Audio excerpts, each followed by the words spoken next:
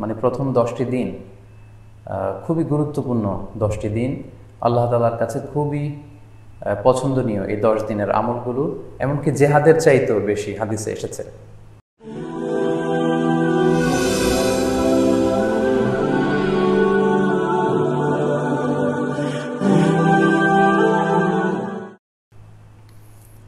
এবং কালামুল্লাহ মাজিদে আল কোরআন আল কারিমে আল্লাহ তাআলা এই জিলহজের প্রথম 10 দিনের শপথ করেছেন।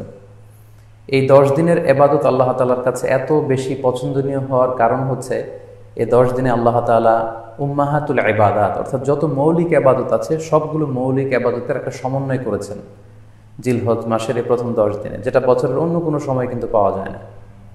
কারণ এই 10 দিনের ভেতরে সালাত আছে, নফল সিয়াম আছে, সাদাকা আছে, কুরবানি আছে, হজের প্রসঙ্গটা আছে, যেটা বছরের অন্য কখনো এরকম উম্মাহাতুল ইবাদত অর্থাৎ যত মৌলিক আবাদত আছে সব মৌলিক আবাদতের কম্বিনেশন সমন্বয় বছরের কোনো সময় কিন্তু আসলে হয় না, যেটা হয়ে থাকে জিলহজ মাসের প্রথম এই 10 দিনের ভেতর। এজন্য এই 10 দিনের ইবাদত আল্লাহ তাআলার কাছে অত্যন্ত বেশি প্রিয়। এজন্য আল্লাহ রাসূল সাল্লাল্লাহু আলাইহি ওয়াসাল্লাম এই 10 দিনে যাতে আমরা বেশি বেশি নফল ইবাদত করি আমাদেরকে উৎসাহিত করেছেন। পাশাপাশি আমরা যেন বেশি বেশি তাহমিদ, তাহলিল, তাকবীর দিয়ে এই 10টি দিনকে মুখরিত করে রাখি, এজন্য তিনি আমাদেরকে আদেশ করেছেন। এজন্য এই 10টি দিনে আমরা যেন বেশি বেশি সুবহানাল্লাহ ওয়ালহামদুলিল্লাহ লা ইলাহা ইল্লাল্লাহু আল্লাহু আকবার এই আজকারগুলো যেন আমরা বেশি বেশি পড়ি। এবং আরাফাতের সিয়ামের ব্যাপারে আল্লাহ রাসূল সাল্লাল্লাহু আলাইহি ওয়াসাল্লাম আশা করেছেন যে 9 জিলহজের যে নফল সিয়ামটি অর্থাৎ আরাফার রোজা, এই আরাফার রোজা যে ব্যক্তি রাখবে আল্লাহ রাসূল সাল্লাল্লাহু আলাইহি ওয়াসাল্লাম বলেন যে আমি প্রত্যাশা করি এই সিয়ামের বদৌলতে বিগত একটি বছরের এবং সামনের একটি বছরের যত পাপ হবে এই পাপগুলোকে আল্লাহ তাআলা আমাদের জন্য ক্ষমা করে দিবেন। এবং জিলহজের 9 তারিখ ফজর থেকে কিন্তু আমাদেরকে ওয়াজিব তাকবীর পাঠ করতে হয়, আমরা জানি সেটা শুরু হয় আরাফার দিন ফজর থেকে। 9 তারিখ ফজর থেকে শুরু করে 13 তারিখ আসর পর্যন্ত এই তাকবীরগুলো প্রত্যেক সালাতের পরে পড়া আমাদের জন্য আবশ্যক। আমরা যেন এই নফল আজকারগুলো, এই নফল তাকবীরগুলো যাতে আমরা বেশি বেশি করে দেই। এবং যারা কুরবানি করার জন্য ইচ্ছা পোষণ করেছেন তারা যেন এই 10 দিনের আগেই তাদের মাথার চুল এবং নখ কেটে পরিচ্ছন্ন হয়ে যান, এবং জিলহজের এই 10 দিনে তারা যাতে মাথার চুল না কাটে এবং হাতের নখ না কাটে, এই মর্মে আল্লাহ রাসূল সাল্লাল্লাহু আলাইহি ওয়াসাল্লাম আমাদেরকে গাইডলাইন দিয়েছেন। সব মিলে আল্লাহ তাআলার কাছে এই 10টি দিনের ইবাদত খুবই প্রিয়, এমনকি হাদিসে এসেছে যেটা আমরা বললাম যে জেহাদের চাইতেও বেশি প্রিয়। এজন্য এই সুবর্ণ সুযোগটুকুন যেন আমরা কখনোই মিস না করি। তাই আমাদের সাধ্যমতো আমরা যেন বেশি বেশি নফল ইবাদত করি। আমরা যেন সুযোগ হলে পুরো 10 দিন ব্যাপী আমরা চাইলে নফল সিয়াম রাখতে পারি, আমরা বেশি বেশি কোরআন তেলাওয়াত করতে পারি, বিশেষ করে তাহমিদ, তাহলিল এবং তাকবীর, আলহামদুলিল্লাহ লা ইলাহা ইল্লাল্লাহ আল্লাহু আকবার এই জিকিরগুলো, এই আজকারগুলো পড়ে পড়ে যেন আমরা এই 10টি দিনকে মুখরিত রাখি। আল্লাহ তাআলা জিলহজ মাসের যে মাহাত্ম্য এবং বারাকা তিনি আমাদের জন্য দিয়েছেন এগুলো যেন আমরা বেশি বেশি হাসিল করতে পারি। আমিন ইয়া রাব্বাল আলামিন। আমরা আজকে কুরবানি নিয়ে কিছু কথা শেয়ার করবার চেষ্টা করব ইনশাআল্লাহ। কুরবানির প্রসঙ্গটা আসলেই আমাদের স্মৃতির মানসপটে আমাদের ইব্রাহিম আলাইহিস সালাম এবং ইসমাঈল আলাইহিস সালামের যে কুরবানি, ওনাদের যে আত্মত্যাগ, এই দৃশ্যপটটি কিন্তু আমাদের চোখের সামনে ভেসে ওঠে। আমরা জানি যে ইব্রাহিম আলাইহিস সালাম আল্লাহ তাআলা সন্তুষ্টির জন্য স্বীয় পুত্র ইসমাঈল আলাইহিস সালামকে কুরবানি করতে চেয়েছিলেন, এবং সেই প্রসঙ্গ থেকেই কিন্তু আমরা প্রতি বছর জিলহজের 10 তারিখে কুরবানি করে থাকি।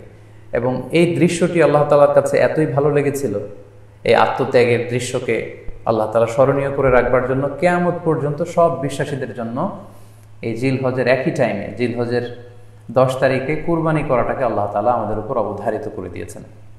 এই বিষয়টি সূরাতুস সাফফাতের 105 নম্বর আয়াতে আল্লাহ তাআলা এভাবে ইরশাদ করছেন, ফালাম্মা বালাগা মাআহু সা'য়া ক্বালা ইয়া বুনাইয়া ইন্নী আরা ফিল মানামি আন্নী আযবাহুক ফানজুর মাযা তারা। অর্থাৎ ইসমাঈল আলাইহিস সালাম যখন একটু বড় হলেন, বাবার সাথে হাঁটতে পারেন, দৌড়াদৌড়ি করতে পারেন, ঠিক তখন ইব্রাহিম আলাইহিস সালাম স্বপ্নে দেখলেন যে তিনি ইসমাঈল আলাইহিস সালামকে কুরবানি করছেন, এবং স্বপ্ন দেখেই তিনি সরাসরি ছেলের সাথে কনসালটেশনে গেলেন, পরামর্শ করলেন যে বাবা আমি তো স্বপ্নে দেখেছি যে আমি তোমাকে কুরবানি করছি, ফানদুর মাযা তারা, what do you think about it, what's your opinion about it, তোমার মতামত কি সেটা তুমি আমাকে বলো। তখন সাইয়েদনা ইসমাঈল আলাইহিস সালাম অত্যন্ত সাহসিকতার সাথে বলিষ্ঠ একটি জবাব দিয়েছিলেন, সেটাও আল্লাহ তাআলা কোরআনে সরাসরি কোট করেছেন। তিনি বলেছিলেন, ক্বালা ইয়া আবাতি ফাআল মা তু'মার সাতাজিদুনি ইনশাআল্লাহু মিনাস সাবিরিন। অর্থাৎ, হে আমার সম্মানিত পিতা, আপনি যেমনটি যেমনটি স্বপ্নে দেখেছেন, আল্লাহ তাআলা আপনাকে যেমন আদেশ করেছে আপনি ঠিক তেমনটিই করুন। আপনি ভয় পাবেন না, ইনশাআল্লাহ আপনি আমাকে ধৈর্যশীলদের অন্তর্ভুক্ত পাবেন।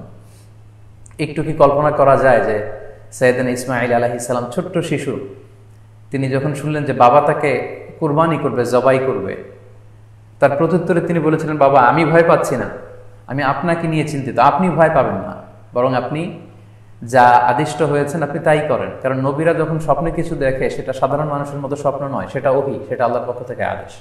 তো আপনি আমাকে ধৈর্যশীল পাবেন, আপনি ভয় পাবেন না। সাইয়েদনা ইব্রাহিম আলাইহিস সালাম ইসমাঈল আলাইহিস সালামকে কুরবানি করতে শুরু করলেন, জবাই করতে শুরু করলেন। আল্লাহ তাআলার কাছে দৃশ্যটি এত ভালো লাগলো, আল্লাহ তাআলা সাইয়েদনা জিবরাইল আলাইহিস সালামকে দিয়ে জান্নাত থেকে একটি বকরি বা মেষ পাঠিয়ে দিলেন।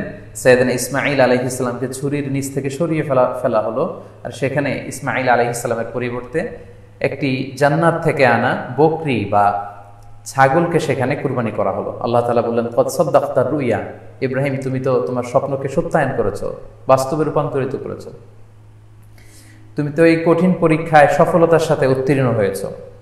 সাইয়েদনা ইব্রাহিম আলাইহিস সালাম পরীক্ষায় উত্তীর্ণ হলেন এবং বাপ বেটার এই দৃশ্যায়নটি আল্লাহ তাআলার কাছে এত ভালো লেগেছে, আরশের উপর থেকে আল্লাহ তাআলা এত পছন্দ করেছেন ওনাদের স্যাক্রিফাইসকে, কুরবানিকে, কিয়ামত পর্যন্ত আমরাও যাতে কুরবানি করি আল্লাহ তাআলা আমাদের জন্য এটাকে অবধারিত করে দিয়েছেন।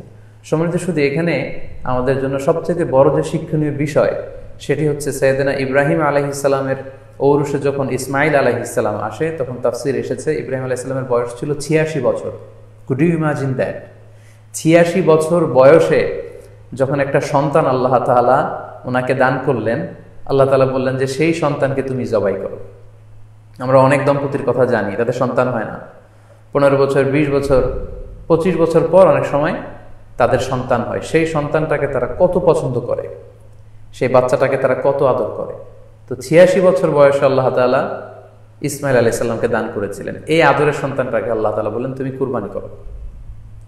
কারণ এই বয়স্ক অবস্থায় যখন ইব্রাহিম আলাইহিস সালাম ইসমাঈল আলাইহিস সালামকে পেয়েছিলেন, তখন তিনি হৃদয়টাকে উজাড় করে দিয়ে নিজের ছেলেটাকে ভালোবাসতে শুরু করলেন এবং হৃদয়ের ভালোবাসার জায়গাটার মধ্যে যে সিংহাসন, সেই সিংহাসনে তিনি ইসমাঈলকে বসিয়েছিলেন। আল্লাহ তাআলা চেয়েছিলেন যে ইসমাঈলকে সেখান থেকে সরিয়ে ওই ভালোবাসার সিংহাসনের জায়গাটাতে তুমি যেন আল্লাহ তাআলাকে স্থান দাও, এবং সেই পরীক্ষাটাই তিনি বেসিক্যালি সাইয়েদনা ইব্রাহিম আলাইহিস সালামের কাছ থেকে করেছিলেন এবং সেই পরীক্ষায় সাইয়েদনা ইব্রাহিম আলাইহিস সালাম সফলতার সাথে উত্তীর্ণ হয়েছিলেন। অর্থাৎ আল্লাহ চেয়েছিলেন যে তোমার হৃদয়ের ভালোবাসার সবচাইতে বড় জায়গাটা হচ্ছে ইসমাঈলের, তোমার পুরো হৃদয়টা জুড়ে আছে ইসমাঈল। আমি চাই তুমি আমার সন্তুষ্টির জন্য এই ইসমাঈলকে বিলিয়ে দাও, এই ইসমাঈলকে কুরবানি করে দাও। সম্মানিত, শুধু এই স্টোরিটা থেকে আমাদের জন্য শিক্ষা হচ্ছে যে সাইয়েদনা ইব্রাহিম আলাইহিস সালামের হৃদয়ের সবচাইতে পছন্দনীয় বিষয়টা ছিল ইসমাঈল। তিনি ইসমাঈল আলাইহিস সালামকে, নিজের ছেলেকে বেশি পছন্দ করতেন। ইব্রাহিম আলাইহিস সালামের হৃদয়ে যেমনি ইসমাঈল ছিল, আমাদের প্রত্যেকের হৃদয়ে কিন্তু এরকম এক একটা ইসমাঈল আছে, কল্পিত ইসমাঈল, রূপক ইসমাঈল। আমাদের কারো হৃদয়ের ইসমাঈল হচ্ছে আমাদের টাকা পয়সা, আমাদের কারো হৃদয়ের ইসমাঈল হচ্ছে আমার ব্যাংক ব্যালেন্স, আমাদের কারো হৃদয়ের ইসমাঈল হচ্ছে আমার দামি গাড়ি, আমাদের কারো হৃদয়ের ইসমাঈল হচ্ছে আমার দামি গাড়ি, আমাদের কারো হৃদয়ের ইসমাঈল হচ্ছে আমাদের যশ, খ্যাতি, আমাদের ক্ষমতা, প্রতিপত্তি, এগুলো। আল্লাহ তাআলা চান আমাদের প্রত্যেকের যার যার হৃদয়ের ইসমাঈল যেটা, সেটাকে আমরা আল্লাহ তাআলার সন্তুষ্টির জন্য উৎসর্গ করতে পারবো কিনা, আল্লাহ তাআলার খুশির জন্য, সেরেফ শুধুমাত্র আল্লাহ তাআলার জন্য আমার হৃদয়ের ইসমাঈলটাকে আমি স্যাক্রিফাইস করতে পারবো কিনা। এই শিক্ষাটা দেওয়ার জন্যই বেসিক্যালি আল্লাহ তাআলা এই কুরবানিকে আমাদের জন্য প্রেসক্রাইব করেছেন। আল্লাহ তাআলা চান যে আমাদের হৃদয়ের পুরো জায়গাটা জুড়ে যেন আল্লাহ তাআলার সন্তুষ্টি, আল্লাহ তাআলার ভালোবাসা, আল্লাহকে যে আমরা ফিল করি, আল্লাহকে যে আমরা ভয় পাই, সেই জায়গাটাতে যেন আমরা আল্লাহ তাআলাকে রাখতে পারি। এটাই মূলত আল্লাহ তাআলা আমাদের কাছ থেকে চান, এবং আমাদের জীবনের সব কাজগুলোই হবে শুধুমাত্র কেবলমাত্র আল্লাহ তাআলার সন্তুষ্টির জন্য। এজন্য বিশ্বনবী সাল্লাল্লাহু আলাইহি ওয়াসাল্লামকে কিন্তু আল্লাহ রাব্বুল আলামিন শিখিয়ে দিয়েছেন যে কুল ইন্না সলাতি ওয়া নুসুকি ওয়া মাহইয়ায়া ওয়া মামাতি লিল্লাহি রাব্বিল আলামিন। হে নবী, আপনি বলুন যে আমার নামাজ, আমার কুরবানি, আমার জীবন, আমার মরণ সবটাই তো আল্লাহর জন্য। তাই আমাদের হৃদয়ে যদি আমরা আল্লাহকে স্থান দিতে পারি, আমাদের সব কিছু, সাইয়েদনা ইব্রাহিম আলাইহিস সালাম যেমনি নিজের প্রিয় পুত্র সন্তানকে কুরবানি করেছিলেন, ঠিক তেমনিভাবে আমাদের হৃদয়ের ইসমাইলটাকেও যদি আমরা আল্লাহ সন্তুষ্টির জন্য স্যাক্রিফাইস করতে পারি, কুরবানি করতে পারি, তাহলেই কিন্তু এই কুরবানির শিক্ষাটা আমাদের জন্য বাস্তবায়িত হবে বা সফল হবে। এবং এই শিক্ষাটা দেওয়ার জন্য আল্লাহ তাআলা এই কুরবানির বিধানকে আমাদের জন্য জারি করেছেন, যে আমাদের হৃদয়ে শুধু আল্লাহ তাআলার ভয় থাকবে। এবং এই যে আমরা কুরবানি করবে, কুরবানির রক্ত, গোশত, চামড়া কোনোটাই কিন্তু আল্লাহ তাআলার কাছে পৌঁছে না, পৌঁছে হচ্ছে আমাদের হৃদয়ের ভয়, তাকওয়াটা আল্লাহ তাআলার কাছে পৌঁছে। সূরাতুল হাজ্জের 37 নম্বর আয়াতে আল্লাহ বলছেন, লা ইয়ানালাল্লাহা লুহুমুহা ওয়ালা দিমাউহা ওয়ালাকি ইয়ানালুহুত তাকওয়া মিনকুম। এই কুরবানির রক্ত, কুরবানির গোশত এগুলো তো আল্লাহর কাছে পৌঁছে না, আল্লাহর কাছে পৌঁছে হচ্ছে তোমাদের তাকওয়া। আমরা কতটা ইখলাসের সাথে, কতটা আন্তরিকতার সাথে, কতটা আনুগত্যের সাথে আমাদের সম্পদ, আমাদের নিজেদেরকে আমরা আল্লাহর কাছে সোপর্দ করতে পেরেছি, আমরা কতটা আল্লাহর সমর্পিত বান্দা হতে পেরেছি, এটাই হচ্ছে এই কুরবানির শিক্ষা, যেটা সাইয়েদনা ইব্রাহিম আলাইহিস সালাম গোটা বিশ্ববাসীর জন্য নিদর্শন এই ঘটনার মধ্য দিয়ে কিন্তু আমাদের জন্য রেখে গিয়েছেন। তাই আমরা এই কুরবানির মধ্য দিয়ে এটা যেন ফিল করি যে আমাদের সবটুকুন আমরা আল্লাহর জন্য বিলিয়ে দিতে প্রস্তুত আছি। সম্মানিত, শুধু এই কুরবানির দিনে ইয়াউমুন নাহারে বা 10 জিলহজে আমরা যে কুরবানি উদযাপন করবো, ঈদুল আজহা উদযাপন করব, এই দিনের সবচাইতে প্রিয় আমল হচ্ছে আল্লাহ তাআলার কাছে পশু জবাই করে, যেটা আমরা বলেছি ইব্রাহিম আলাইহিস সালামের